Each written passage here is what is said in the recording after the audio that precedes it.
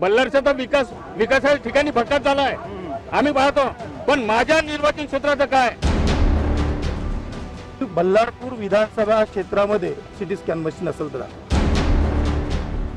दवाखाने फक्त बांधलेले आहे, त्याच्यामध्ये इन्फ्रास्ट्रक्चर कुठं आहे? लाड़की बहन योजना के पैसे दिए तो संजय आधार के पैसे रोक दिए वो लोगों ने। थैली, घड़ी, छतरी, इसके अलावा गरीबों को कोई लाभ नहीं मिला। विधानसभा निवडणुकीच्या अनुषंगाने लोकशाही मराठीचा विशेष कार्यक्रम आवाज लोकशाहीचा आज उद्योगाचं माहेरघर असलेल्या चंद्रपूर जिल्ह्यातील बल्लारशा मतदारसंघामध्ये आलेला आहे।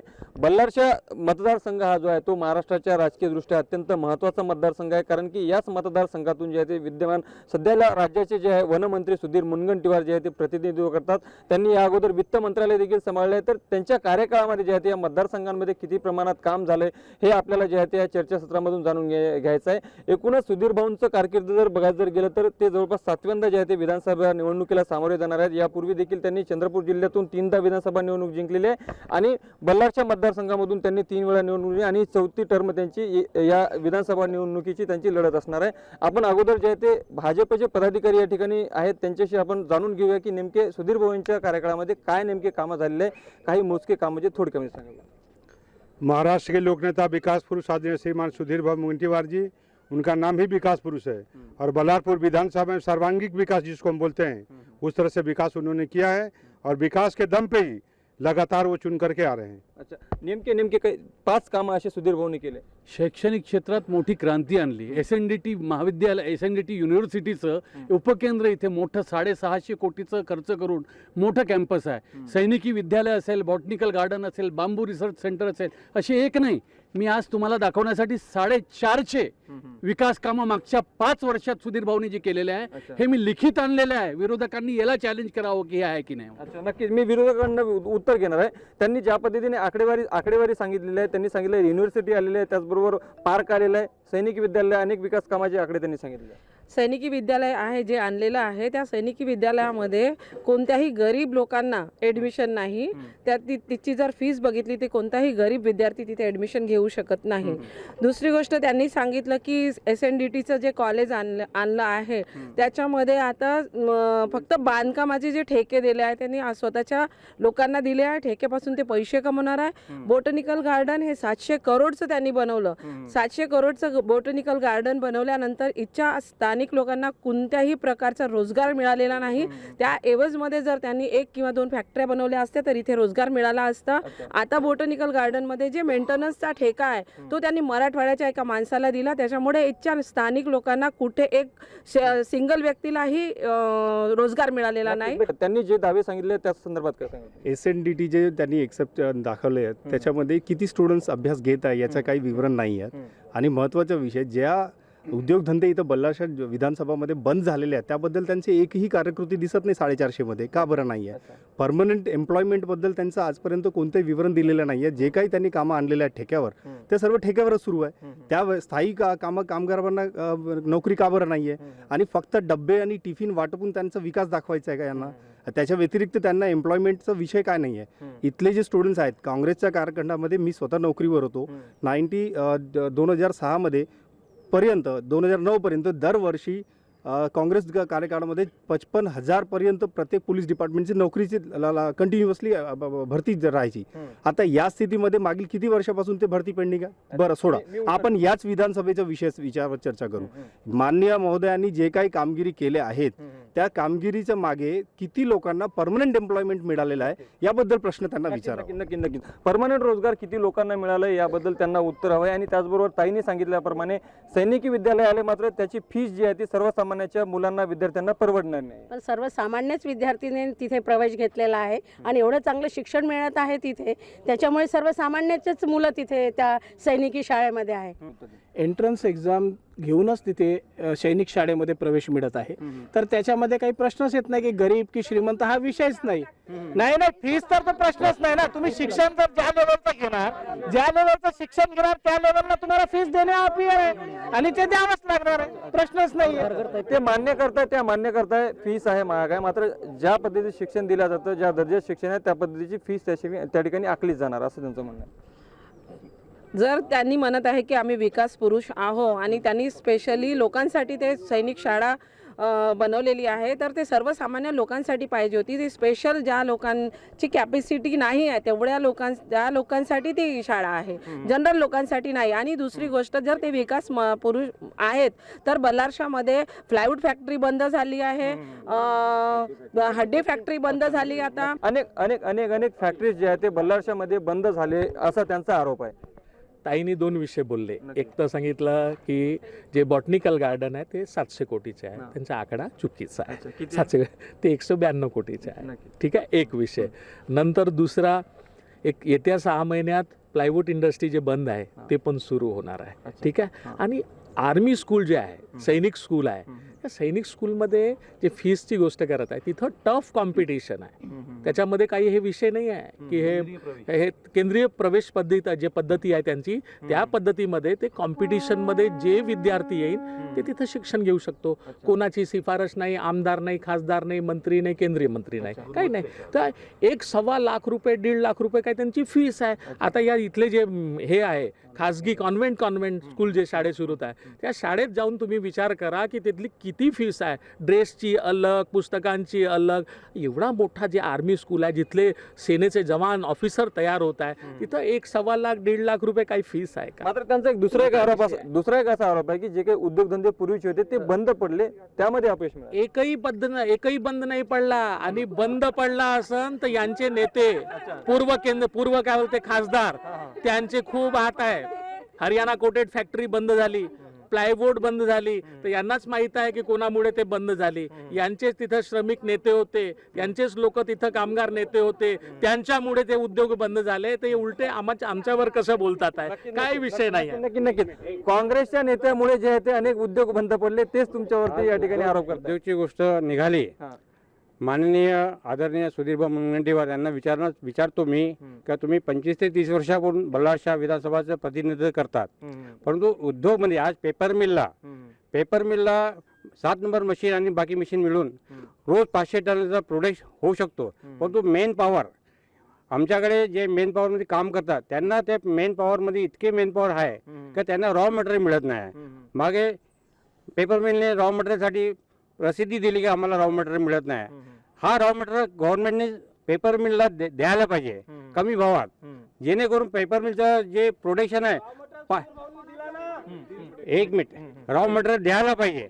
आज 500 टनाचा 1000 टन आणि आज 10,000 लोक काम करतात, 20,000 लोक काम करेल, तितका रॉ मटेरियल त्यांना मिळायला पाहिजे. आज घडीला 10,000 लोक काम करतायत. रॉ मटेरियल बाहेर बोलतोय, यांनी रॉ मटेरियलचा विषय घेतला. आता रॉ मटेरियलचा यांनी विषय घेतला. रॉ मटेरियल बद्दल यांना काय कल्पना आहे हो? तुम्हाला सांगतो मी, बल्लारपूर पेपर मिल वन विभागाकडनं बांबू घेत होता. म्हणजे आजपासून एक 15 वर्षा अगोदरची गोष्ट सांगतो, जेव्हा यांचं मविवासी म्हणजे राष्ट्रवादी आणि काँग्रेसची सरकार होती, तेव्हा त्या विषयाला घेऊन कोणतरी जे रेटच्या संदर्भात कोर्टामध्ये गेलं आणि कोर्टाच्या आदेशाने जे आहे त्यांनी कोर्टाने हे म्हटलं की तुम्ही ओपन मार्केटमध्ये ज्या रेटमध्ये तुम्ही बांबू देता त्या रेटमध्ये तुम्ही पेपर मिलला द्या. ते पेपर मिलला परवडणारं नव्हतं किंवा पेपर मिलला त्या पर्यायीमध्ये जे आहे स्वस्त रॉ मटेरियल मिळत होतं, म्हणून ते तेव्हा घ्यायला लागले. त्यांना ते सूपबाबूळ किंवा निलगिरी हे तिकडनं स्वस्तात पडत होती. त्यांनी त्यामुळे ते बांबू जे आहे गव्हर्नमेंट कडनं किंवा फॉरेस्ट डिपार्टमेंट कडनं घेणं बंद केलं. पण आता आज घडीला त्यांना ते रॉ मटेरियल मिळून नाही राहिलं. परत ते जे यांचे काँग्रेसचे जुने नेते आहे नरेश बाबू पुगलिया यांनी सुधीर भाऊंसोबत काम ते हे करून विषयाची चर्चा करून आणि हे फॅक्टरी बंद पडायला नको म्हणून जे आहे आता सुधीर भाऊ सोबत परत त्यांनी मिटिंगा लावल्या आणि सुधीर भाऊंनी ते चॅनलाइज केला तो विषय. त्यांनी उत्तर दिले. आपण दुसरे सहकार्य या ठिकाणी अपक्ष उमेदवाराचे काही पदाधिकारी हो. सर्वप्रथम तर तुम्ही काँग्रेसमधून जे आहे ते बाहेर तुमचा जो उमेदवार आहे तो बंडखोरी करत या ठिकाणी उमेदवाराच्या रिंगणामध्ये, त्याबद्दल काय तुमची नेमकी नाराजी आहे? आणि ज्या पद्धतीने काँग्रेसने या ठिकाणी आरोप केलेला आहे की कामं झाले नाही आणि भाजपकडनं दावा करण्यात येतो की मोठ्या प्रमाणात कामं झाले, तुमचं काय मत आहे? सुधीर भाऊ मुनगंटीवार ने 25 साल से यहाँ पर आमदार है, ठीक है, पिछले 5 टर्म से है, लेकिन उन्होंने कितने रोजगार बल्लारशाह में दिए, कितने सरकारी स्कूल को डेवलपमेंट किया, कितने सरकारी हॉस्पिटल्स का कितना अच्छा काम किया, मैं भाजपा वालों से पूछना चाहता हूँ. अच्छा, नक्की उत्तर घेणार. अगोदर तुमचं मत. आमचे उमेदवार आहेत सतीश मालेकर, वंचित तर्फे. यांनी 450 विकास कामाचा आपल्याला आढावा दिलेला आहे. मी या पक्षांना चॅलेंज करतो की बल्लारपूर विधानसभा क्षेत्रामध्ये एक सिटी स्कॅन मशीन असेल तर दाखवा, ठीक आहे, एक्सरे मशीन असेल तर दाखवा, ठीक आहे. दुसरा, हे यांना पेपर मिलचा प्रश्न निघाला तर दोन्ही बांबूवर लटकले, दोघे बांबूवर लटकले, पण आत्महत्या करून फासावर लटकणारा कामगार यांना दिसत नाही. यांचा एकाचा पालकमंत्री आहे आणि दुसऱ्याचा कामगार नेता आहे. पेपर मिलच्या कामगारांनी आत्महत्या केली, तिथल्या अधिकाऱ्यावर कारवाई होत नाही, त्याच्यावर त्याची बदली करा म्हणून कोणताच पक्ष मागणी करत नाही, पुन्हा त्याच्या नावाने सुसाईड नोट लिहून आत्महत्या करतात. अशा प्रकारची दयनीय अवस्था बल्लारपूर शहरात 30 वर्षांमध्ये या लोकांनी करून. भाजपकडून उत्तर घेतो. ज्या पद्धतीने कामगाराची आत्महत्या, कामगारासंदर्भात त्यांनी प्रश्न उपस्थित केला, त्या संदर्भात काय सांगाल? कामगाराचा जो विषय आहे तो नेहमीच बल्लारशामध्ये जेव्हा पेपरमध्ये काही प्रश्न निर्माण झाले, मान्य सुधीरभाऊ मुनगंटीवार यांनी ते पाठपुरावा करून ते प्रश्न सोडवलेले आहेत. राहिला शिक्षणाचा, त्यांनी एक प्रश्न घेतलेला होता. शिक्षणाचा जर आपण प्रश्न घेत असेल तर यांना आपण विचारू, यांचे किती लोकांचे मुलं म्हणजे शासकीय शाळेमध्ये शिकत आहे, हा पहिला प्रश्न. जेव्हा शासकीय शाळेमध्ये पटसंख्या कमी असल्यामुळे शासकीय शाळा बंद होत आहेत. माझा मुलगा तर शासकीय शाळेमध्ये शिकत नाही, पण यांच्यापैकी कितींच्या शिकत आहेत त्यांनी उत्तर द्यावं. जेव्हा शासकीय शाळेमध्ये पटसंख्या नाही तर तिथे शिक्षक कसे राहणार? तर सर्वांना एकत्रित करून आज नगर परिषदने गांधी शाळेमध्ये सर्व विद्यार्थी, जे संख्या आहे पटसंख्या, त्या सर्व विद्यार्थ्यांना तिथे एकत्रित करून चांगल्या पद्धतीचं भाऊंच्या मार्फत शिक्षण देण्यात येत आहे. त्यांना जेवणाची सुद्धा व्यवस्था करण्यात आलेली आहे, पुस्तकांची सुद्धा भाऊंकडून व्यवस्था होत आहे. हे वारंवार जे प्रश्न करतात शिक्षणाचा, तर हा शिक्षणाचा यांच्याकडेच आधी प्रश्न करा की यांचे मुलं तिथे शिकत आहेत. अजून एक त्यांचा एक आरोग्यविषयी उत्तर घेतो. एकच मिनिट. त्यांनी एक आरोप केला आहे, आरोग्य दृष्टी या ठिकाणी आहे ते सिटी स्कॅन नाही, एक्सरे मशीन नाही, या सगळ्या फॅसिलिटी अवेलेबल नाही असं ते म्हणताय. खरं तर आरोग्याचा त्यांनी प्रश्न विचारला. खरं तर तुम्ही ग्रामीण, हे तर खूप मोठं शहर आहे, तुम्ही ग्रामीणमध्ये येऊन बघा. मूल पोंभुर्णा मानोरासारखी PSC सुधीर भाऊनी काय केली आहे पोंभुर्ण्यामध्ये. आज तुम्ही आमचं ग्रामीण रुग्णालय येऊन बघा, जिथे माणूस थांबत नव्हता, आज माणूस तिथे. आमच्याकडचे लोक म्हणतात की मला ताई 2 दिवस इथे थांबायला सांगा ना. एकदा तुम्ही तिकडे येऊन बघा ग्रामीण रुग्णालयाची व्यवस्था सुधीर भाऊनी काय आणि कशी बदलली आहे. आणि म्हणून हे जे सांगताय ते यांचे वाता काय बोलण्यासारखं नाहीये म्हणून हे बोलतायत. पण आज जर स्थिती कोणी बदलवली असेल ते फक्त सुधीर मुनगंटीवारांनी बदलली आहे, आणि ती ग्रामीण क्षेत्रातली सुद्धा बदलवली आहे, शहरातलीच नाही तर ग्रामीण मध्ये सुद्धा. हे बघा, आणि MRI बद्दल बोललो. श्री साई संस्था शिर्डी यांच्या माध्यमातून सामान्य रुग्णालय चंद्रपूर येथे 7 कोटी रुपये किमतीचे MRI मशीन उपलब्ध. बल्लारच्या मध्ये MRI मशीन राहणार आहे का हो?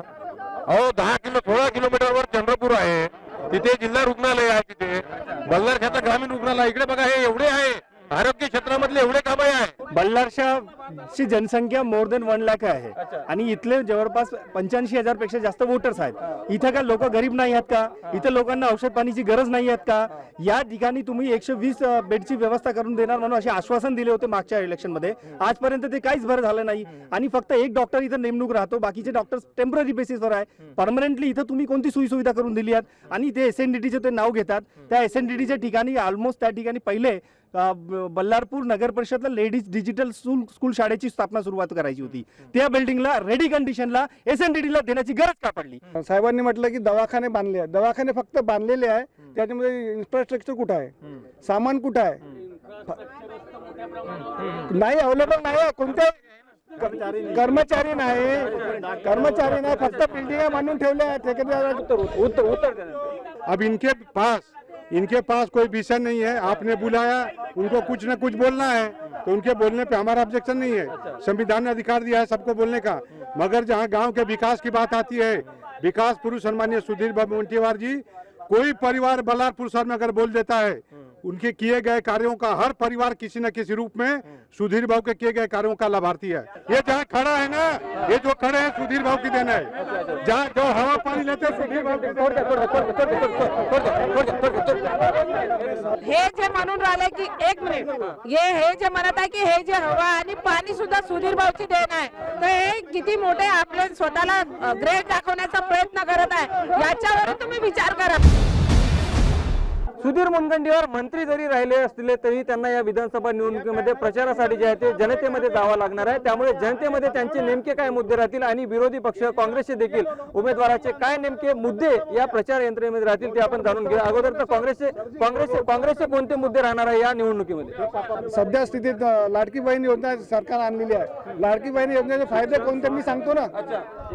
मी सांगतो तेल वाढलेलं आहे, अच्छा 1500 होतं 2200 झालेलं आहे, हे मुद्दे राहतील. हेच राहणार. आणि महागाई वाढलेली आहे अत्यंत. सोनं जे होतं 1 लाखापर्यंत जात आहे, कंट्रोल करा ना. अभी इंफ्रास्ट्रक्चर की बात हो रही थी, ठीक है, इंफ्रास्ट्रक्चर की बात हो रही थी। मैं बल्लाशाह से हूँ, ठीक है, मैं यहीं पे रहता हूँ, ठीक है। यहाँ पे क्या बना है, हॉस्पिटल बना है, ठीक है। हमारे घर की तबीयत खराब होती है ना, हम जाते हैं हॉस्पिटल में, वो भेजते हैं हमें चंद्रपुर। डायरेक्ट चंद्रपुर क्यों भेजते हैं? यहाँ तक ये नहीं कि एम्बुलेंस भी फ्री है, हमें तो बाहर से एम्बुलेंस लेके चंद्रपुर जाना पड़ता है। त्यांनी ज्या पद्धतीने आरोप केले, महागाई जी आहे ती मोठ्या प्रमाणात वाढलेली आहे, बेरोजगारी वाढली आहे. तुमच्या सत्ता काळामध्ये हेच प्रमुख मुद्दे काँग्रेसचे या विधानसभा निवडणूक असतील. त्यांच्याजवळ कोणतेच मुद्दे नाही. उनके जो विषय है, उनकी जितनी जानकारी है और उनका एक ही काम है, सिर्फ टीका और टिप्पणी करना। हमारे पास तमाम पुरावा के साथ हम आए हुए हैं। उनको विषय कुछ न कुछ रखना है, विचारे रख रहे, उनके लिए हमको कोई खेद नहीं है। मला तुमच्याकडे उत्तर आहे. लोकसभा निवडणूक सुधीर भाऊंनी लढवली, पराभव झाला, मात्र या त्यांचा जो मतदारसंघ, या मतदारसंघामध्ये त्यांचं मताधिक्य कमी घटलं गेलं असं देखील सांगितलं. निश्चितपणे तुम्ही जे म्हणता ते सत्य बोलताय, पण आता विधानसभेच्या निवडणुकीत आपण समोर गेलेलो आहे. आम्ही भारतीय जनता पार्टी म्हणून सुधीर भाऊच्या विकास कामाला घेऊन मतदारांपर्यंत जाणार आहे. कारण की मागच्या वर्षानुवर्ष सुधीर भाऊने जे इन्फ्रास्ट्रक्चर बल्लारपूर विधानसभेत डेव्हलप केले आहे ना, भूतो ना भविष्यती असं सुधीर भाऊनी काम केलेलं आहे. ज्या पद्धतीने राजकीय लोकांनी आपली प्रतिक्रिया दिली या ठिकाणी तुम्ही पूर्ण ऐकलेला आहे. दावा केला तर भाजपकडनं मोठ्या प्रमाणात विकास झाले. काँग्रेस असेल, आम आदमी पार्टी असेल, अपक्ष असेल, वंचित असेल, सगळे ते दावा खोडून दाखवतात. बोला ना काका. जिल्ह्याचे पालकमंत्री सुधीर भाऊ मुनगंटीवार केवळ बल्लारशा निर्वाचन क्षेत्राचे नाही, जिल्ह्याचं पालकत्व स्वीकारायचं असते. 6 विधानसभा क्षेत्रामध्ये अजूनपर्यंत एकही 5ही क्षेत्रामध्ये कोणतंही कसलंही काम झालेलं नाही. पालकमंत्री यानंतर आम्ही त्यांचं अभिनंदन करतो. आम्हाला पालकत्व सुधीर भाऊचं लाभलं, त्याबद्दल आम्ही अभिनंदन. पदाधिकारी कामं मोजून दाखवत आहेत. नाही अहो, पालकमंत्री नाही मोजू शकत, तो हे पदाधिकारी काम मोजणार आहे. मी एक जिल्ह्याचा एक नागरिक म्हणून, एक आदिवासी समाजाचा कार्यकर्ता म्हणून, आणि मी कोणत्याही पक्षाचा नसून एक सामाजिक संघटन चालवतो, पण जिल्ह्याचं पालकत्व स्वीकारणाऱ्या पालकमंत्र्यांनी एक निर्वाचन क्षेत्र बल्लारशा सोडलं. बल्लारशाचा विकासाच्या ठिकाणी भक्काच झाला आहे, आम्ही पाहतो. पण माझ्या निर्वाचन क्षेत्राचं काय? रोजगार संदर्भात विचारायचं, युवकांना रोजगार जे आहे ते या ठिकाणी मिळाला नाही असा जे आहे ते आरोप होत आहे. तुम्ही युवक काय सांगाल या संदर्भात? आम्हाला तेच बघायचं आहे की 6 महिन्यामध्ये सुधीर भाऊ आमच्यासाठी कोणता रोजगार डेव्हलप करून देणार आहेत ते बघायचं आहे आम्हाला. मुद्दे सुद्धा थोडक्यात बोला. भाऊ, आम्हाला भ्रष्टाचार नाही करणारा नेता पाहिजे. तो वार्ड मेंबर राव का MLA राव का आमदार राव का प्रधानमंत्री राव, कोणी राव, भ्रष्टाचार नाही करणार पाहिजे. साहेब, हे स्टेडियमचे फोटो आहे. स्टेडियम मध्ये लॅटरिंग बाथरूम पुरे फाटून आहे, आणि तिथला जो ग्राउंड आहे तिथे एवढी घास आहे का तिथले फुटबॉल खेळणे वाले पोरं जे आहे ते तिथली घास कापून राहिले आहे, तिथं मेंटेनन्स नाही आहे. आणि सुधीर भाऊनी जेव्हा ते स्टेडियमचे उद्घाटन केलं होतं तर इतके बॅनर लावले होते का गावात त्यांचेच बॅनर होते ना, त्याच्या आता मेंटेनन्स नाही होत. हे बघा, हे पुरावा आहे.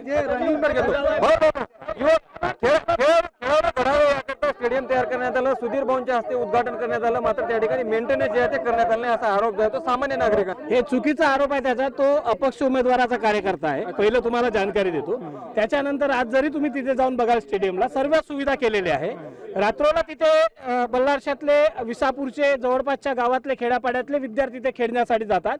तिथे लाईटची सुविधा असेल म्हणूनच ते खेळायला जातात. बार बार ये वकील साहब नेगेटिव मानसिकता, जहाँ कहीं डिबेट के अंदर में बिल्कुल नहीं. अरे इन्होंने क्या बोलते हैं, इन्होंने कुछ किया हो, बताए ना पॉजिटिव. ते जे आरोप करताय ना, त्यांनी फक्त जो विकास सांगून राहिले तो विकास फक्त सिमेंटचा विकास झाला आहे. त्यांनी जे बस स्टँड बनवलं ते 6 महिन्यामध्येच पडलं, त्याचं टप्पर पडलं. 1.5 करोडचं त्यांनी गेट बनवलं, ते गेट सुद्धा 2-3 महिन्यातच पडलं. जे पण त्यांनी विकास केला फक्त त्यांनी आपले ठेकेदार गप्पर केले. काय वाटतं यावेळेस सुधीर भाऊ किती मताधिक्याने जिंकू शकतात आणि कोणकोणते अजून प्रमुख मुद्दे जे आहेत ते तुम्ही विधानसभेच्या प्रचारामध्ये जोडणार? आदरणीय सुधीर भाऊ या निवडणुकीत 50,000च्या मताधिक्याने निवडून येतील एवढा विश्वास आहे. का? कारण की यांच्याकडे त्यांचं काम सांगायसाठी काही नाही आहे. आम्ही आपलं काम सांगायसाठी तयारीनिशी आलेला आहे. लाडकी बहीण योजनेचा किती फायदा या निवडणुकीत होऊ शकतो? लाडकी बहन योजना का कोई फायदा नहीं होता. लाड़की बहन योजना के पैसे दिए तो संजय आधार के पैसे रोक दिए वो लोगों ने. हाँ, वो पैसे नहीं दिए. फिर वो गरीब लोग क्यों ये करेंगे? तुम्हारे सब लोगों को लाड़की बहन के 1500 रुपए से होने वाला है क्या? लाडकी बहीण योजना किती फायदा झाला महिलांना? 16 राज्यामध्ये बीजेपीची सरकार आहे. 16 राज्यामध्ये लाडकी बहीण योजनेची योजना लागू नाही. लाडकी बहीण योजनेचे 1500 दिले, मात्र संजय गांधी निराधार योजनेचे पैसे तुम्ही रोखले, असा त्यांचा आरोप आहे. मी यांना सांगू इच्छिते, संजय गांधी निराधारचे पैसे रोखले नाही. केंद्र आणि राज्याचे वेगवेगळा निधी असतो, तो मागे पुढे येण्यामध्ये होत असतो, रोखलेले नाही. आणि ह्या ज्या म्हणतात की बाकी राज्यामध्ये बंद झाली, यांना माझं चॅलेंज आहे, मध्य प्रदेशमध्ये कोणत्या योजना बंद झाली का यांनी चॅलेंज करावं. यांच्या सर लोकांनी कोर्टात गेली की ही योजना बंद व्हावी म्हणून, आणि हा खोटा अपप्रचार करतात की कुठल्या राज्यात ही योजना बंद झाली. कुठेच भारतीय जनता पार्टीने सुरू केलेली योजना बंद झालेली नाही आणि करूही शकत नाही कोणी. राजकारण जो आहे तो बल्लारच्या मतदारसंघाचा तापल्या गेलेला आहे, त्यामुळे आतुरता आहे ती मतदानाच्या निकालाची. निकालानंतरच बल्लारच्या मतदारसंघाचा आमदार कोण असणार हे चित्र स्पष्ट होणार आहे. लोकशाही मराठीकरता मी ज्ञानेश्वर पवार, चंद्रपूर, बल्लारच्या.